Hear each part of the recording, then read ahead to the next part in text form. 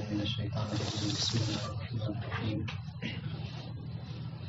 اللهم صل على محمد وآل محمد فإذا كانت جملة إنشائية أي أن التالي متضمن لإنشاء حكم تكليفي أو وضعي فإنها تدل على تعليق الحكم على الشرط فتدل على انتفاء الحكم عند انتفاء الشرط المعلق عليه الحكم.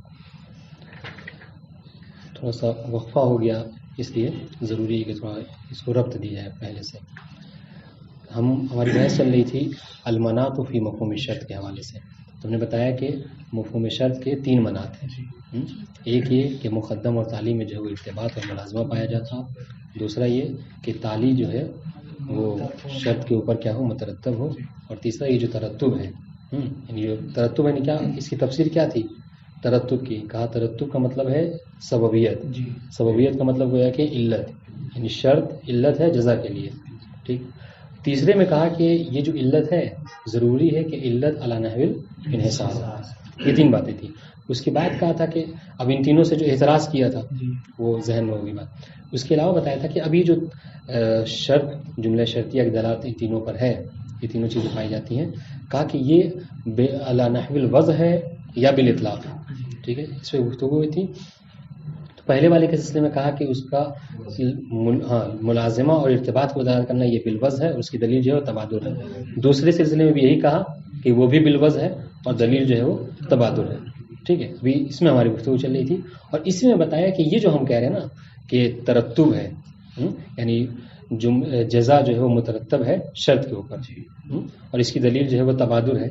کہا کہ یہ جو جملہ ہوتا ہے جملہ شرطیہ، اب یہاں پہ ایک اور طریقے سے قسم کر رہے ہیں کہ جملہ شرطیہ میں یہ فرق نہیں ہے ترتب کے اعتبار سے. چاہے ہو سکتا ہے کہ جملہ شرطیہ چاہے وہ اخباریہ ہو یا انشائیہ، یہ ترتب دونوں میں آئے گا. بس یعنی ابھی جو پڑھنا ہے ہم لوگوں کو اس میں بس یہ بتانا چاہ رہے ہیں کہ یہ جو ترتب ہے آپ اس میں کوئی فرق نہ کریں. چاہے جملہ شرطیہ اخباری ہو یا انشائی ہو، دونوں میں ترتب آئے گا، یعنی جزا مترتب ہوگی شرط کے اوپر. ٹھیک ہے. اچھا، انشائیہ کیا مطلب؟ یعنی جملہ شرطیہ ہو سکتا ہے کبھی کبھی انشائیہ ہو، جیسے کیا، جیسے ہماری مثال تھی ان جاءک زید فاکرمہ. اس لیے کہ جملہ انشائیہ کے بارے میں کیا کہتے ہیں؟ کہا کہ ما لا یصح ان نصفہ بالصدق او الکذب. تو یہ اس کی مثال ہے. اس کے علاوہ کہا کہ ایک اور ہے، کہا کہ کبھی کبھی جملہ جو ہے جملہ انشائیہ کے علاوہ جملہ خبریہ ہوتا ہے. تو کہا وہاں پر بھی تعلیق ہے، وہاں پر بھی ترتب پایا جاتا ہے. ٹھیک ہے. اب یہ جو کہہ رہے ہیں جملہ اخباریہ کے حوالے سے، کہا اس کی جو ہے وہ 3 صورتیں ہم فرض کریں گے یہاں پہ، اور تینوں میں تعلیق ہے. بس بتانے کا مقصد آپ کو یہی ہے کہ تعلیق اور ترتب ہر صورت میں ہے. ٹھیک ہے. کیا مطلب؟ یعنی یہ بتانا چاہ رہے ہیں کہ یہ کبھی کبھی ایسا ہوتا ہے کہ شرط جو ہے وہ علت ہوتی ہے جزا کے لیے. شرط علت ہے کس کے لیے؟ جزا کے لیے. اس کی کیا انہوں نے وہ مثال دی؟ کہا کہ ان کانت الشمس طالعۃ فالنہار موجود. اب دیکھیے یہاں پہ یہ جو کہہ رہے ہیں فالنہار موجود، یہاں پہ کیا ہے؟ یہ نہار یہ معلول ہے کس کے لیے؟ علت اس کی کیا ہے؟ طلوع شمس. تو کہہ رہے ہیں کہ یہ جو جملے، اور یہ جملہ انشائیہ نہیں ہے بلکہ کیا ہے؟ جملہ خبریہ ہے. آپ غور کیجیے، ان کانت الشمس طالعۃ فالنہار موجود. اور کہہ رہے کبھی کبھی اس کے برعکس ہو جائے گا مسئلہ. کیا کہ جزا جو ہے وہ علت ہوگی اور شرط جو ہے معلول. اس کے بالکل برعکس معاملہ. اس کی مثال انہوں نے دی ہے کیا کہ ان کان النہار موجودا فالشمس طالعۃ. تو بات وہی ہے، یعنی وہی طلوع شمس ہی علت ہے. پر پہلے والے جملے میں کیا تھا؟ بس یہ فرق سمجھنا ہے آپ کو. پہلے والے جملے میں جو شرط میں آیا تھا وہ علت، دوسرے والے جملے میں جو جزا میں جو ہے طلوع شمس کو استعمال کیا گیا اور وہ یہاں پر علت ہے. تو یہ دونوں صورتوں میں. ٹھیک ہے. اس کے علاوہ کہتے ہیں کبھی کبھی ایک اور صورت ہوتی ہے کہ یہ دونوں مل کر، اس کی مثال یہاں پہ انہوں نے نہیں دی ہے، شرع میں یہ چیز موجود ہے کہ یہ دونوں مل کر شرط اور جزا جو ہے کیا ہے؟ دونوں معلول ہو ایک علت ثالثہ کے لیے، ایک الگ سی علت کے لیے. ٹھیک ہے. جیسے ان کان النہار موجودا، ٹھیک ہے، فل عالم مضیء. ٹھیک ہے. اگر دن ہوگا تو عالم دنیا جو ہے روشن ہوگی. اب دیکھیے، اب نہ ان دونوں میں سے کوئی ایک دوسرے کی علت نہیں ہے، دونوں معلول ہیں لیکن اس کی علت ایک الگ چیز ہے. وہ کیا ہے؟ طلوع شمس. تو یہ والی ذکر جو مصنف نے یہاں پر نہیں کیا ہے. اب کہا کہ یہ نسبت ہو سکتی ہے. کہنا اس کے علاوہ ایک اور نسبت یہاں پہ ہو سکتی ہے. وہ کیا کہ دونوں کیا ہوں؟ متضاعف ہوں. یعنی ایک کی نسبت دوسرے کی طرف اور دوسرے کی اس کی طرف دی گئی. جیسے کیا کہا اسی کی مثال ہے انکان خالد ابن لزید فزید ابو.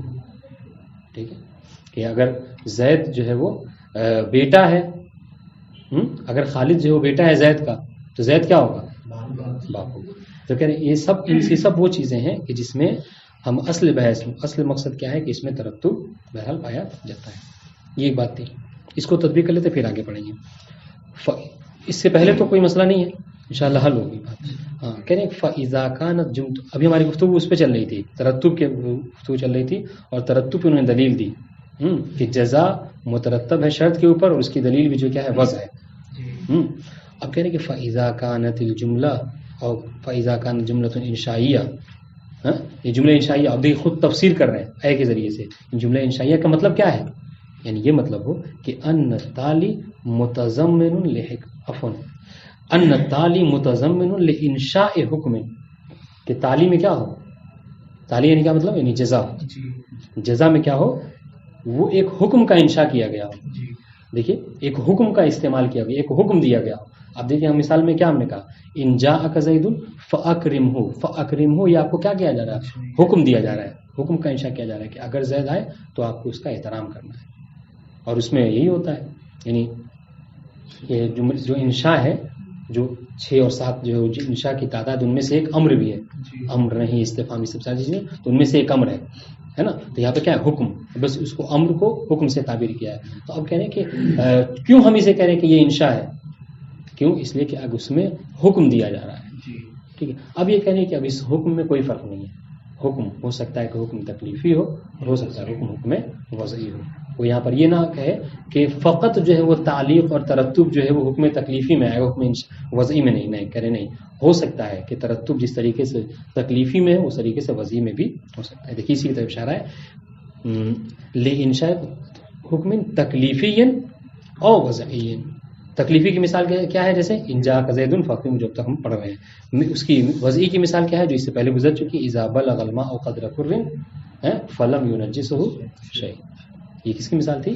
یہ اس کی، چونکہ وضعی میں کیا ہوتا ہے، صحت اور فساد، یہ سب چیزیں ہوتی ہیں. فإن جملۃ انشائیہ تدل علی تعلیق الحکم علی الشرط. یہ جملہ شرطیہ کیا اس بات کو دلالت کرتا ہے کہ حکم جو ہے وہ معلق ہے کس کے اوپر، شرط کے اوپر. آپ دونوں میں دیکھیے، دونوں مثالوں میں، چاہے حکم تکلیفی کی مثال لیجیے یا حکم وضعی کی، دونوں میں جو تعلیق ہے وہ معلق ہے کس کے اوپر، شرط کے اوپر. آپ نے حکم اکرام تو دیا ہے لیکن اس کو معلق کیا ہے مجیء زید کے اوپر. فتدل علی انتفاء الحکم عند انتفاء الشرط المعلق علیہ الحکم.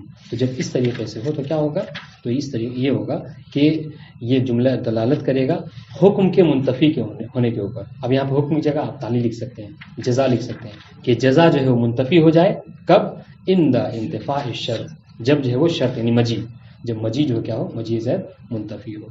کیوں؟ اس لیے کہ حکم اس پر معلق ہے، المعلق علیہ الحکم، حکم کو اسی کے اوپر معلق کیا گیا، اور ترتب کا تقاضا ہی یہی ہے.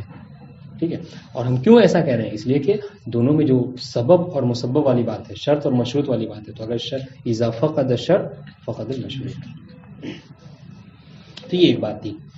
اور اس کا مقصد کیا ہے، میں آپ کو خلاصے طور پر بار بار بتا رہا ہوں کہ اس یہاں سے لے کر آخر تک، یعنی قبل ثالث تک، سب کا مسئلہ یہ آپ کو بتانے کا مقصد یہ ہے کہ یہ جو تعلیق ہے، یہ جو ترتب ہے، جس طریقے سے جملہ انشائیہ میں متصور ہے اس طریقے سے جملہ خبریہ میں بھی متصور ہے. اب آئیے وَإِذَا كَانَتِ الْجُمْلَةُ خبریہ، اور اگر جملہ خبریہ ہو، کیا مطلب، اے ان التالی، جس طریقے سے دیکھیے تفسیر کی انہوں نے کہا کہ انشائیہ ہونے کا مطلب کیا ہے کہ وہ حکم کرے، نہیں کرے، استفہام کرے. اس طریقے سے یہاں پہ کیا کریں کہ اگر جملہ خبریہ ہوگا تو خبریہ کیا بتانا چاہے کہ ان التالی متضمن لحکایت خبر. اس لیے کہ جملے خبری میں کیا ہوتا ہے، جملے خبری میں ایسا جملہ ہوتا ہے کہ جس کے مضمون میں خبر پائی جاتی ہے. جبھی تو ہم کہتے ہیں نا جملے خبریہ اس جملے کو کہتے ہیں کہ جس میں صدق اور کذب کا احتمال پایا جاتا ہے. آپ انشاء کو کبھی صحیح اور جھوٹ نہیں بول سکتے. ہم نے کہا بیٹھو، اس میں کوئی کہہ سکتا ہے کہ مطلب یہ جھوٹ بول رہے ہیں، نہیں ہو سکتا.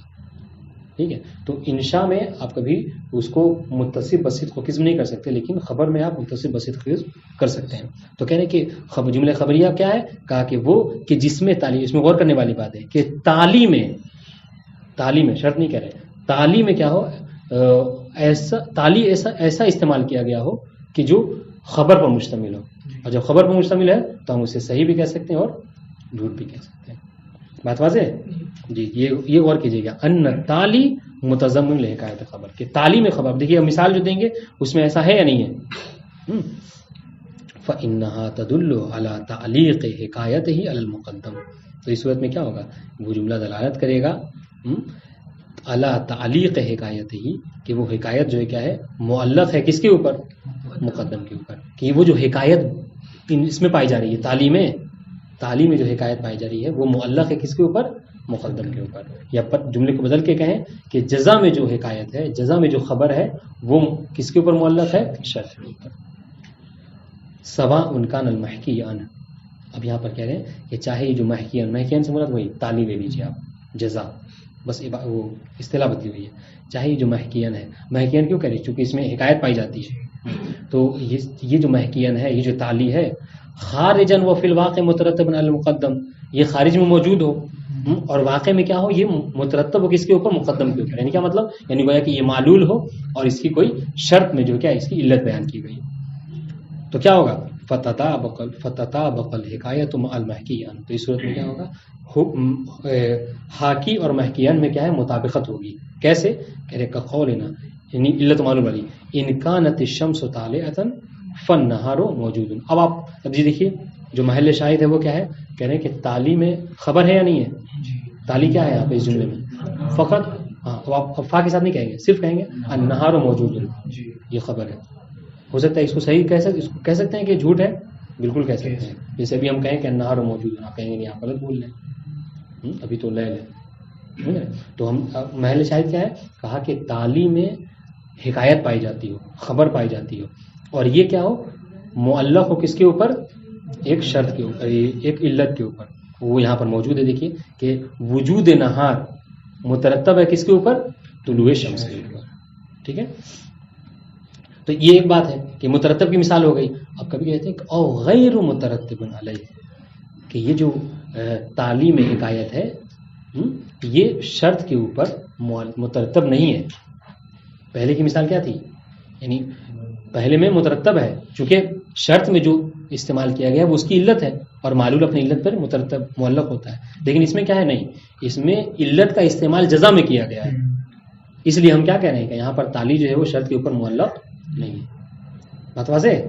آپ اس کی مثال دیکھیے کہ کیا مطلب انکان العکس، دیکھیے اس کو الٹا ہو جائے. کیسے، انکان النہار موجودا فالشمس طالعۃ. ٹھیک ہے، دیکھیے اس کے برعکس ہو گیا، یعنی علت کا استعمال جو طلوع شمس ہے اس کو جزا میں لے آئے. تو ہم یہاں پہ نہیں کہیں کہ جزا شرط کے اوپر معلق ہے. ٹھیک ہے،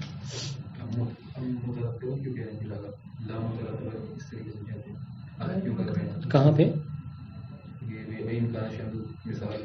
مترتب ہے، غیر نہیں ہے نا، غیر نہیں ہے، غیر ہے اور غیر مترتب نہ لے.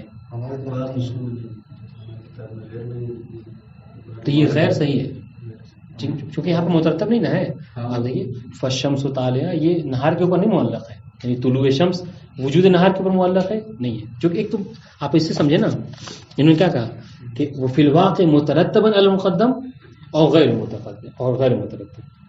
ٹھیک ہے،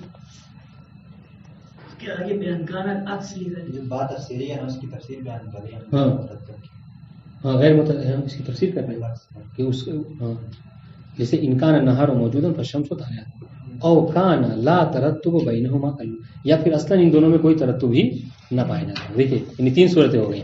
پہلی صورت کیا ہے کہ ترتب پایا جاتا ہو، اور یہ کب ہوگا، جب معلول جو ہے وہ جزا میں ہو اور شرط میں علت کا استعمال ہو. یا پھر اس کے الٹا ہو جائے کہ مترتب نہ ہو، یہ کب ہوگا، جب علت کا استعمال ترتب اس میں جزا میں ہو اور شرط میں معلول ہو. یا پھر یہ کہ اصلا ان دونوں میں کوئی ترتب ہی نہ پایا جائے، جیسے یہاں پر یہ کہہ رہے ہیں. یہ غیر کو ہٹا کے بھی کہہ سکتے ہیں نا، مترتب علیہ بھی انکان العکس، اگر عکس ہو پھر بھی نہار ہی مترتب ہوگا طلوع شمس پر، لیکن عکس کیا ادھر، یہ نہیں کہہ سکتے ہیں.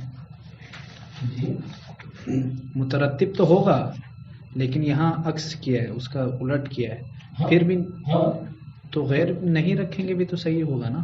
اس حوالے سے کہیں تو صحیح ہے، غیر لگانے کی ضرورت بھی نہیں ہے پھر.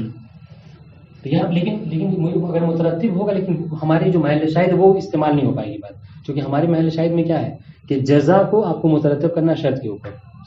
تو یہاں لیکن یہاں پر اگر آپ ایسے کریں تو یہ ترتب کو کوئی فائدہ نہیں ہوگا ہمیں، کیونکہ ہمیں تو یہ بتانا ہے کہ محل شاہد میں کہ جزا جو ہے وہ مترتب ہے کس کے اوپر؟ شرط کے اوپر. سمجھ رہے ہیں؟ تو یہاں پر ترتب تو ہے، آپ اس جیسے دیکھیے تو، لیکن کیا ہے ترتب کے شرط جو گویا کہ جو امکان نہار موجود ہے یہ مترتب ہے طلوع آفتاب کے اوپر. بات واضح ہے؟ ٹھیک ہو گیا. جی ہاں. اب یہ مطلب بات ہوگی کہا کہ ہم نے ہماری بات تھی 3 اس کے سلسلے میں، منات کے سلسلے میں. اب آپ تیسری بات کیا ہے وہ یہ کہ ہم نے جو کہا کہ جو ترتب ہے اس کے جزا میں جزا جو ہے وہ مترتب ہو کس کے اوپر؟ شرط کے اوپر. ٹھیک ہے. اور ہم نے کہا کہ یہ جو ترتب ہو علی نحو الانحصار. اب اس کے بارے میں بتا رہے ہیں. اس کے بارے میں ہم نے کیا بتایا تھا کہ یہ جو تیسری چیز ہے نا، کیا کہا تھا وہاں پہ ایک جملہ کہا تھا کہ بعض میں جو ہے وہ بالوضع ہے اور بعض میں بالاطلاق ہے. تو کہا کہ ان دونوں میں بالوضع تھا اور اس میں جو ہے کیا ہے بالاطلاق ہے. اچھا بالاطلاق یعنی کیا مطلب؟ اب آپ کو سب سے پہلے اطلاق کو سمجھنا ہوگا کہ اطلاق کب آتا ہے جملے میں. کب ہم کہتے ہیں کہ آپ کا جملہ جو ہے مطلق ہے، آپ کے جملے کا اطلاق مثلا اس پر ہو رہا ہے. ہاں تو یہ کب ہوتا ہے؟ آپ دیکھیے کہ اطلاق کے لیے ضروری ہے کہ مقدمات حکمت موجود ہوں. ٹھیک ہے. بنا مقدمات حکمت کے جو کیا ہے اطلاق نہیں ہو سکتا. اور مقدمات حکمت کیا ہے؟ مقدمات حکمت یہ ہے سب سے پہلی چیز 3 چیزیں ہیں. سب سے پہلی چیز یہ ہے کہ متکلم جو ہے مقام بیان میں ہے. ٹھیک ہے. اگر مقام بیان میں نہیں ہے متکلم، حاضر ہے، مذاق کر رہا ہے، تو وہ لاکھ جملہ بولے وہ کیا ہے اس کا کوئی معنی و مفہوم نہیں ہوگا. ٹھیک ہے. ایک پہلی چیز مقام بیان میں ہو. دوسری چیز کیا ہو کہ قید لا سکتا تھا، یعنی اس کو چاہیے تھا کہ اگر وہ قید چاہتا ہے تو اس کو مقید ذکر کرے. ٹھیک ہے. اور تیسری چیز کیا ہے کہ کیا کہتے ہیں اس کو اگر جملے میں کوئی تخصیص اس کو چاہیے تھی تو اس کو چاہیے تھا کہ وہ کسی خاص کا ذکر کرے. ان تینوں چیزوں کو اس نے نہ کیا. اس کا مطلب یہ ہے کہ وہ تقیید نہیں چاہتا بلکہ اس جملے کا اطلاق ہوگا. تو ان تینوں میں سے جو محل شاہد میں استعمال کیا انہوں نے وہ مقام بیان کو استعمال کیا، جو بھی بات آئے گی. ٹھیک ہے. تو یہ کیا کہا کہ متکلم میں دیکھیے متکلم مقام بیان میں کیسے کہہ رہے ہیں کہ متکلم مقام بیان میں کہا کہ متکلم جو ہے وہ جب جملہ شرطیہ کا استعمال کر رہا ہے. ٹھیک ہے. کہا اذا جاء زید فاکرمہ. تو ہم نے کیا فرض کیا؟ ہم نے یہ فرض کیا کہ متکلم مقام بیان میں ہے. مقام بیان ہونے کا کیا مطلب ہے؟ یعنی مقام بیان ہونے کا مطلب یہ ہے. اچھا اس سے پہلے ایک اور چیز وہ یہ کہ یہ جو ہم کہہ رہے ہیں نا کہ انحصار پایا جاتا ہے. ٹھیک ہے. کہ علی نحو الانحصار کا کہ یہ 2 چیزیں ہیں، یہ 2 چیزوں سے مترکب ہے. کیا؟ پہلی چیز یہ کہ یہ جو شرط کو کہہ رہے ہیں کہ شرط علت ہے جزا کے لیے، اس کا مطلب یہ ہو کہ شرط جو ہے وہ علت تامہ ہو جزا کے لیے. ٹھیک ہے. ہاں. اور دوسری بات کیا ہو کہ یہ جو ہے علت منحصرہ ہو. علت منحصرہ ہونے کیا مطلب؟ یعنی اس کے ساتھ کوئی اور علت جو ہے کیا ہو نہ ہو. تب ہم کہیں گے کہ یہاں پر علی نحو الانحصار ہے. اب دیکھیے آپ انہوں نے کہا کہ مقام بیان میں ہونے کا کیا مطلب ہے. اب دوسری بات آ گئی ہماری مقام بیان والی. تو کہا مقام بیان میں ہونے کا مطلب یہ ہے کہ متکلم جب کلام کر رہا ہے، ٹھیک ہے، تو اگر وہ اپنے بیان شدہ کلام کے علاوہ کوئی اور مطلب چاہتا ہے، ٹھیک ہے، تو اسے چاہیے کہ وہ اس کو ذکر کرے. کیسے؟ ہم مثال سے تطبیق کرتے ہیں. متکلم نے کہا ان جاء زید فاکرمہ. ٹھیک ہے. اگر اس کی مراد یہ ہے کہ نہیں مجیء زید کے علاوہ اگر زید عالم بھی ہے تو بھی ہم چاہتے ہیں کہ زید کا احترام ہو. ٹھیک ہے. تو اس کو چاہیے کہ وہ کیا کرے، یا تو عطف بے واو کے ذریعے سے بتائے یا پھر عطف بے او کے ذریعے سے. کیا مطلب؟ یعنی یہ کہے کہ ان جاء زید او کان عالما فاکرمہ. ٹھیک ہے. تو اس کا مطلب کیا ہوگا کہ دونوں میں سے کوئی بھی علت، دونوں میں سے کوئی بھی شرط اگر ہو جائے، حاصل ہو جائے، تو کیا ہے جزا جو حاصل ہو جائے. ایک صورت ہے. یا کہہ رہے کہ نہیں شرط اس طریقے سے ہے کہ وہ 2 چیزوں سے مل کر مترکب ہے. تو یہاں پر کہہ رہے ہیں عطف او کا استعمال نہیں کرے گا بلکہ عطف بالواو کا استعمال کرے گا. یعنی کیا مطلب؟ متکلم یہ چاہتا ہے کہ زید کا احترام ہو، لیکن کب؟ جب 2 چیزوں سے مل کر ہو. کیا؟ ایک تو وہ آئے اور دوسرے وہ عالم. تو یہاں پر کیا کریں ان جاء زید وکان عالما فاکرمہ. ٹھیک ہے. اب اگر یہ صورتیں موجود ہیں، ان صورتوں کے ہوتے ہوئے وہ جملے کو مطلق بیان کر رہا ہے، تو مطلق بیان کرنے کا مطلب کیا ہے کہ جملے کا اطلاق یہ حاصل ہو رہا ہے کہ وہ علت کو جو ہے شرط کو علی نحو الانحصار چاہتا ہے. کیوں؟ اگر وہ علی نحو الانحصار نہیں چاہتا تو اسے چاہیے تھا کہ ان حدود کو جیسے کر رہے. بات سے بس یہ کہنا چاہتا. وَأَمَّا دَلَالَتُهَا دلالت جملۃ الشرطیہ علی ان الشرط منحصر. ٹھیک ہے، یہ کیا ہے؟ کہہ رہے فبالاطلاق، یہ بالاطلاق ہے. کیسے؟ لأنه لو كان هناك شرط آخر للجزاء، اس لیے کہ اگر جزا کے لیے، جزا کے لیے کیا مطلب؟ اکرام کے لیے. ٹھیک ہے، اگر کوئی اور شرط ہوتی بدیل لذالک شرط، جو اس شرط کی بدیل ہوتی. بدیل کس شرط کی؟ مجیء زید کی. مجیء زید کی ہماری مثال جو ہم نے فرض کیا، مجیء زید کی بدیل ہم نے مثال میں کیا؟ عالم ہونا. اگر اس کی بدیل ہوتی وقضا لو کان، یا پھر نہیں بدیل نہیں. اب یہاں پر اگر بدیل ہے تو کیا اس کو کیسے استعمال کرے گا؟ او کے ذریعے. سن لو، اگر بدیل ہے تو اس کو او کے ذریعے استعمال کرے گا. اور کہنا لو کان معه شیء آخر، تو وہاں پہ واو کے ذریعے تو کیا ہوگا؟ یکونان معا شرطا. اور جب مع ہوگا، ٹھیک ہے، یعنی جب ایک ساتھ ہو تو کہا کہ دونوں ایک ساتھ شرط ہوں، یعنی مجیء زید بھی ہو اور عالم بھی ہو، تب آپ کو اس کا احترام کرنا ہے.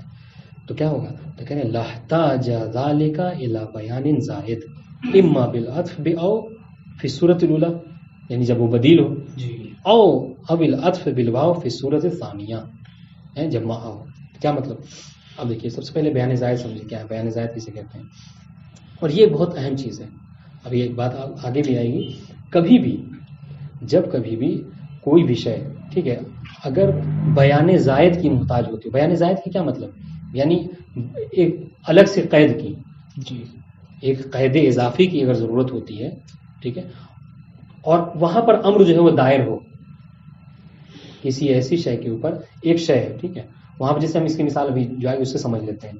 ہم نے کہا کہ اگر متکلم نے صیغہ افعل کو استعمال کیا، ٹھیک ہے، صیغہ امر کو، تو اب صیغہ امر جو ہے وہ اس سے ہم وجوب تعینی سمجھیں یا تخیری سمجھیں. ٹھیک ہے، یہ ایک صورت ہے. یا پھر ہم وجوب عینی سمجھیں یا کفائی سمجھیں. ٹھیک ہے، اگر اس میں امر دائر ہے. عینی کیا مطلب؟ اور کفائی. عینی جو ہر ایک کے اوپر الگ الگ ہے. ٹھیک ہے، تو یہ بات واضح ہوگی انشاءاللہ. تو ہم نے کہا کہ ان سب میں عینی اور کفائی کے مقابل، عینی اور ایک دوسرے کے مقابل میں، اور تعینی اور تخیری، ان دونوں میں سے جو تعینی ہے وہ بیان زائد کا محتاج نہیں ہے. تعینی اس طریقے سے عینی بیان زائد کا محتاج نہیں ہے. ابھی یہ بیان زائد کا محتاج کیوں کہہ رہے ہیں آپ ایسا؟ کہا اس لیے کہ صیغہ افعل کی اصل یہ ہے کہ وہ عینی ہو. یہ ذہن میں رکھیے گا کہ آپ کیوں کہہ رہے ہیں کہ بیان زائد کا محتاج عینی اور تعینی نہیں ہے بلکہ کفائی اور تخیری ہے. اس لیے کہ اصل جو صیغہ افعل کی ہے وہ یہ ہے کہ وہ عینی ہو، وہ تعینی ہو. ٹھیک ہے، اب اگر کوئی شخص یہ چاہتا ہے کہ وہ صیغہ افعل کے ذریعے سے تخیری یا کفائی کو سمجھے تو اس کو چاہیے کہ وہ بیان زائد ایک چیز کا یوز کرے، ایسے قیود کا استعمال کرے کہ جس سے یہ لگے کہ جی ہاں یہاں پر ہماری مراد واجب سے واجب ہے، عینی نہیں ہے بلکہ کفائی ہے، تعینی نہیں ہے بلکہ تخیری ہے. بس اسی مثال کو ہم یہاں پہ تطبیق کریں گے. کیا کہ اصل یہ ہے کہ جب متکلم بلا کسی قید و شرط کے جملہ شرطیہ کا استعمال کرتا ہے تو وہ علت جو ہے وہ علت منحصرہ ہوتی ہے. اب اگر وہ چاہتا ہے کہ نہیں اس کے علاوہ بھی کوئی علت ہو ساتھ میں تو ہم کہتے ہیں یہاں پہ بیان زائد کا محتاج ہے. ٹھیک ہے، اب چونکہ اس نے بیان زائد کو استعمال نہیں کیا ہے لہٰذا ہم کیا کہتے ہیں یہاں پہ اطلاق سے ہی سمجھ میں آ رہا ہے کہ علت علی نحو الانحصار ہے. جی، تو اب یہ باتیں دونوں میں کہیں کہ چاہے وہ شرط علی نحو البدل ہو یا پھر علی نحو البدل نہ ہو بلکہ مع ہو. ٹھیک ہے، یعنی دونوں مل کر ایک شرط ہو رہے ہیں. تو دونوں صورت میں لحتاج ذالک الی بیان زائد. تو اس میں اس کو چاہیے تھا کہ جب وہ کلام کر رہا تھا تو اپنے کلام میں ایک ایسے قید و شرط کا ذکر کرے کہ جو اس بات کو دلالت کرے. کیا؟ تو اما بالعطف، یا تو عطف کے ذریعے سے کہہ دے، عطف او کے ذریعے سے کہ ان جاءک زید او کان عالما فاکرم، یا پھر عطف واو کے ذریعے سے ان جاءک زید وکان عالما. لأن الترتب على الشرط ظاہر فی انه بعنوانه الخاص مستقل هو الشرط المعلق علیہ الجزاء. ہاں اب دیکھیے یہ دلیل دے رہے ہیں کیوں ایسا کہہ رہے ہیں کہ کیوں ایسا کہہ رہے ہیں کہ بیان زائد کے ہم محتاج ہیں اگر آپ اور شرط کو اس کے ساتھ کر رہے ہیں. اس لیے کہ جو شرط کا پیٹرن ہے، جو شرط کا طریقہ ہے وہ یہ ہے کہ اگر شرط کو مطلق چھوڑ دیا جائے، ٹھیک ہے، اگر شرط کو مطلق چھوڑ دیا جائے تو وہ شرط مستقل ہے، یعنی وہ خود ہی کافی ہے جزا کے وجود میں لانے کے لیے، وہ کسی کی محتاج نہیں ہے. بات واضح ہے؟ یعنی خود مجیء زید یا خود طلوع شمس یہ کافی ہے وجود نہار کے لیے، اکرام کے لیے، ٹھیک ہے، وہ کسی کی محتاج نہیں. آپ دیکھیے یہ لام کے ذریعے سے کیا دلیل بتانا چاہ رہے ہیں؟ دلیل اس چیز کی دلیل دینا چاہ رہے ہیں کہ یہ بیان زائد اگر اس کے علاوہ چاہیے، کیا انحصار کے علاوہ اگر متکلم کو کوئی چیز بیان کرنا ہے تو اس کو چاہیے کہ وہ کیا کرے، عطف بیاء یا عطف باء کے ذریعے سے اس کا استعمال کرے. کیوں؟ لأن الترتب علی الشرط، اس لیے کہ جزا جو مترتب ہوتی ہے شرط کے اوپر کیا ہے، یہ ظاہر ہے اور ظاہر حجت ہوتا ہے. ٹھیک ہے، یہ ظاہر ہے کس میں کہ انہ بعنوانہ الخاص مستقلا، کہ شرط جو ہے وہ شرط بما ہوا شرط وہ کیا ہے، مستقل ہے. مستقل نہیں، یہ کسی کی محتاج نہیں ہے. یعنی یہ نہیں ہے کہ مجیء زید اس وقت تک جو ہے وہ اکرام کا سبب نہیں بنے گا جب تک عالم نہ ہو. کہ نہیں، ایسا نہیں ہے، وہ خود مستقل ہے. بات واضح؟ هو الشرط المعلق علیہ جزا، کہ کیا کرے، جو جزا ہے وہ اس کے ساتھ وجود میں آ جائے. ٹھیک ہے. فَإِذَا أُطْلِقَ تعلیق الجزاء علی الشرط، اب اگر ایسا ہو، ہم نے کیا کہا، ہم نے یہ فرض کیا ہے کہ شرط مستقل ہوتی ہے، تو اب اگر کسی جزا کو معلق کیا گیا شرط کے اوپر، ٹھیک ہے، فَإِنَّهُ يُسْتَكْشَفُ مِنْهُ أَنَّ الشَّرْطَ مُسْتَقِلٌ لَا قَيْدٌ آخر مَعَهُ. تو ہم کیا اس سے کیا کشف ہوتا ہے کہ چونکہ شرط کو ہم نے یہ فرض کیا کہ شرط مستقل ہوتی ہے، ٹھیک ہے، تو اب شرط کے آتے ہی جزا بھی جو ہے وہ آ جائے گی، اس کے ساتھ کوئی اور شرط جو ہے کہ وہاں پر مستقل وہ آخر اس کے ساتھ نہیں ہے. ٹھیک ہے، لا قید آخر معه وانه منحصر، اور وہ کیا ہے، منحصر ہے صرف اسی شرط میں. لا بدیل له ولا عدل له، اس کا کوئی بدیل نہیں ہے، اس کا کوئی برابر نہیں ہے. والا، اور کیوں، والا لوجب علی الحکیم بیانه وحسب الفرض بمقام، کیونکہ اگر اس کے علاوہ ہوتا ہے، یعنی اگر وہ شرط کو مستقل نہیں فرض کر رہا ہے، دیکھیے والا ہم نے کیا فرض کیا کہ شرط مستقل ہے جزا کے وجود میں لانے کے لیے. اب اگر متکلم چاہتا ہے کہ نہیں اس سے وہ شرط علی نحو الاستقلال نہ دلالت کرے بلکہ علی نحو البدل ہو یا علی نحو العدل ہو مثلا، ٹھیک ہے، تو خیر اس کو چاہیے تھا کہ چونکہ وہ مقام بیان میں تھا، اس کو چاہیے کہ وہ اس کو بیان کرے. اب اس نے بیان نہیں کیا، اس کا مطلب ہے کہ ہم یہ سمجھیں گے کہ بس یہی شرط جو ہے علی نحو الانصار کا. بات واضح ہے؟ کہہ رہے کہ اور اگر آپ کو اب تک یہ بات نہیں سمجھ میں آ رہی ہے تو یہ وہی والی بات ہے جو ہم نے ابتدائی اصول میں وجوب عینی اور کفائی اور جو ہے تعینی اور تخیری کے حوالے سے کہا تھا کہ اصل یہ ہے کہ کیا ہو، وجوب عینی ہو، اصل یہ ہے کہ تعینی ہو، تخیری اور کفائی چونکہ بیان زائد کے محتاج ہیں. اب اگر متکلم نے بیان زائد کا استعمال نہیں کیا ہے، قید زائد کا، تو ہم اس سے کیا سمجھیں گے، عینی اور اس کو تعینی کو. بات واضح؟ وَإِلَٰهُنَا تَمَّ لَنَا مَا أَرَدْنَا أَن نَّذْهَبَ إِلَيْهِ مِن ظُهُورِ الْجُمْلَةِ الشَّرْطِيَّةِ فِي الْأُمُورِ الَّتِي بِهَا تَكُونُ ظَاهِرَةً فِي الْمَفْهُومِ. مصنف کہہ رہے ہیں کہ یہاں تک کہ ہماری بات اگر دیکھا جائے تو یہاں تک جملے یعنی مفہوم شرط کی بات کمپلیٹ ہو گئی. اب جو بحث آئے گی وہ بحث استدرادی ہوگی. ٹھیک ہے، یعنی یہاں تک متکلم مصنف نے اپنا مختار بتا دیا، دلیلیں بتا دی، جو معیار ہونا چاہیے، تب ہم کہیں گے. انہوں نے مطلقاً نہیں کہا ہے، یہ تینوں منات اگر ہوں تب ہم کہیں گے یہ ساری چیزیں ختم ہو گئی یہاں پہ گویا کہ. وہ اللہ کل حال، عبارت واضح ہے نہیں؟ انشاءاللہ واضح ہوگی. وہ اللہ کل حال ان ظہور الجملۃ الشرطیۃ فی المفہوم مما لا ينبغي ان يتطرق الیہ الشک. مصنف کہہ رہے ہیں کہ مصنف نے کیا اختیار کیا ہے کہ جملہ شرطیہ کا مفہوم ہوتا ہے. مصنف یہ کہہ رہے ہیں کہ یہ جو ہم کہہ رہے ہیں نا کہ جملہ شرطیہ کا مفہوم ہوتا ہے، کہہ رہے اس میں کسی کو شک کی گنجائش نہیں ہے، اس میں ایسا نہیں ہے کہ کوئی کسی کو شک کرنا چاہیے. یقیناً جملہ شرطیہ کا مفہوم ہوتا ہے. ہاں، دو حالتیں ہیں جو ہم اس سے پہلے ہی بیان کر چکے ہیں، لہٰذا اس کو دہرانے کی ضرورت نہیں ہے. کہ دو حالتیں ہیں کہ جہاں پر جملہ شرطیہ کا مفہوم نہیں ہوتا. ایک کیا، ہم نے کیا کہا تھا، ہم نے ابتدا میں 3 چیزیں بتائی تھیں، تو آپ کو یاد ہوگا. ہماری بحث جو ہے وہ کب ہے، ہماری بحث وہ بحث جب قرینے سے خالی ہو. تو اب اگر کوئی قرینہ آ جائے جو اس بات پر دلالت کرے کہ جملہ شرطیہ کا مفہوم ہوتا ہے تو ہم کیا کریں گے، نمشی مع القرینہ. اگر قرینہ آ جائے جو یہ کہے کہ جملہ شرطیہ کا مفہوم نہیں ہوتا تو ہم اس کو تسلیم کر لیں گے. تو وہی میں کہنا چاہ رہا ہوں کہ اگر کوئی قرینہ صارفہ آ جائے، صارفہ یعنی جو موڑ دے. کیوں موڑ دے، کیوں کہہ رہے موڑ دینا، اس لیے کہ ہم نے یہ فرض کیا ہے کہ جملہ شرطیہ کا مفہوم ہوتا ہے. اب اگر کوئی قرینہ آ جائے وہ کہے کہ نہیں جملہ شرطیہ کا مفہوم نہیں ہوتا، تو کہہ رہے چونکہ قرینہ خاص موجود ہے لہٰذا ہم قرینے کے ساتھ جو ہے اس کو تسلیم کریں گے، جملہ شرطیہ کا مفہوم نہیں ہوتا. تو یہ ایک صورت ہے. اور دوسری صورت کیا ہے، دوسری صورت وہ ہے کہ جب ہم نے کیا کہا تھا، جو بتایا تھا کہ محل بحث میں کیا داخل ہے، تو انہوں نے 2 چیزیں بتائی تھی کہ محل بحث میں اگر کبھی شرط جو ہے وہ کبھی کہا تھا مسوق والی بات کہی تھی کہ جملہ شرطیہ کبھی مسوق ہوتا ہے بیان موضوع کے لیے، تمام موضوع، اور کبھی جو بیان زائد کے لیے ہوتا ہے. تو بیان زائد والے کو کہا تھا کہ یہ محل بحث میں داخل ہے، بیان موضوع والے کو کہا تھا کہ یہ محل بحث نہ. کیوں؟ اس لیے کہ وہاں پر کیا ہوتا ہے کہ موضوع کے منتفی ہونے سے شرط کے منتفی اصل موضوع ہی جو کیا ہے ختم ہو جاتا ہے، جیسے ان رزقت ولدن والی مثال ہوتی ہے نا. تو کیا یہ دونوں صورتیں ہیں کہ جب جملہ شرطیہ بیان موضوع کے لیے وارد ہو تو اس کا بھی مفہوم نہیں ہوگا. بات واضح ہے. اب یہاں تک کہ کیا تھی، یہاں تک اصولی اعتبار سے مصنف جو وہ اپنی دلیلیں پیش کر رہے تھے. ٹھیک ہے، کہہ رہے ہیں کہ یہ تو اتنی ساری دلیلیں تھیں ہماری، اب ایک الگ سے دلیل جو کیا ہے وہ ہے روایت معصوم.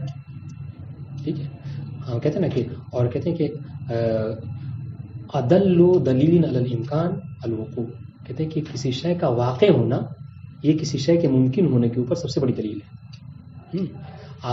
ہم سے آپ سے اختلاف ہو جائے اس بات پر کہ 2 سر والا بچہ نہیں ہوتا، اب آپ لاکھ دلیل کریں، لاکھ دلیل مطلب لاکھوں دلیلیں آپ پیش کر دیں کہ 2 سر والا بچہ جو ہے وہ دنیا میں نہیں ہو سکتا، لیکن ہمارے پڑوس میں ایک بچہ ہو کہ جس کے 2 سر ہو، اگر ہم وہ لا کریں گے تو آپ کی لاکھوں دلیلوں کے اوپر کیا ہے ہماری وہ ایک دلیل جو ہے بھاری ہے. کیوں؟ اس لیے کہ وقوع جو ہے وہ امکان کے اوپر سب سے بڑی دلیل ہے. ہم نے کہا اب تک باتیں بتائی ہم نے، اب ہم ایک بات جو کیا ہے روایت کے حساب سے آپ کو بتا رہے ہیں کہ روایت میں یہ وارد ہوئی بات کہ امام علیہ السلام نے جملے کے مفہوم کے ذریعے سے جو کیا ہے استدلال پیش کیا ہے، راوی کو سمجھایا ہے. اب مفہوم کے ذریعے سے امام کا سمجھانا کیا ہے، اس بات کی دلیل ہے کہ جملہ شرطیہ کا مفہوم ہوتا ہے، ورنہ اگر جملہ شرطیہ کا مفہوم نہیں ہوتا تو اصلا امام کا یہ جواب دینا ہی صحیح نہیں ہوتا. تو جبکہ کلام معصوم اس چیز سے بہت منزہ ہے. آپ دیکھیے وہ کیا ہے، اس پہ ایسی تطبیق کر لیتے ہیں. وہ یشہد لذالک استدلال امامنا الصادق علیہ السلام، یہ ایک الگ سے دلیل ہے روایت کے حساب سے کہ چھٹے امام نے کیا استدلال کیا. کب؟ فی روایت ابی بصیر قال، امام نے فرمایا کہ سألت ابا عبداللہ، ابی بصیر کہہ رہے ہیں کہ ہم نے چھٹے امام سے سوال کیا عن الشاۃ تذبح، ایسے بکری کے سلسلے میں کہ جس کو ذبح کیا گیا، فلا تتحرک ویحراق منها دم کثیر عبید، کہ ہم نے دیکھا کہ ایک بکری کو ذبح کیا گیا کہ ذبح ہونے کے بعد اس نے حرکت نہیں کی، پہلی صورت. دوسری بات کیا، اور اس سے جو ہے وہ بہت زیادہ کالا اور گاڑھا خون نکلا. یہ 2 حالتیں تھیں. تو کیا اب دیکھیں، اب یہاں پہ آگے نہیں کہا، لیکن سوال کا مطلب یہ ہے کہ کیا مطلب ایسے ذبیحے کو کھایا جا سکتا ہے یا نہیں کھایا جا سکتا، یہ تھا. تو امام نے فرمایا کہ لا تاکل، اس کو نہ کھاؤ. اب دلیل دیکھیے، امام نے دلیل ان علی علیہ السلام کان یقول، میرے جد امیر المومنین کہا کرتے تھے کہ اذا رکزت الرجل او طرفت العین فکل، کہ جب ذبیحہ پیر مارے، ٹھیک ہے، اور طرف یا پھر آنکھوں کو گھمائے ذبح ہونے کے بعد تو فکل. اب دیکھیے، اب اس سے کیا سمجھ میں آتا ہے کہ یعنی کہا کہ اگر ذبیحہ پیر ہلائے آنکھوں کو ہلائے تو کھاؤ. اس کا مطلب کیا ہے کہ اگر پیر نہ ہلائے اور آنکھوں کو نہ ہلائے تو پھر اسے نہ کھاؤ. دیکھیے یہ کہہ رہے ہیں فإن استدلال الامام بقول علی علیہ السلام لا یکون صحیحا، یعنی صحیح نہیں ہوگا، درست نہیں ہوگا، مگر کب؟ الا اذا کان له مفہوم، جب آپ اس جملے کے مفہوم کے قائل ہوں گے. ٹھیک ہے، اور جملے کا مفہوم کیا ہوگا؟ یہ جملے کا مفہوم دیکھیے، وَإِذَا لَمْ تَرْكِزْ الرِّجْلُ اور لَمْ تَطْرِفِ الْعَيْنُ فَلَا تَأْكُلْ. متواضع ہے. والسلام علیکم ورحمۃ اللہ.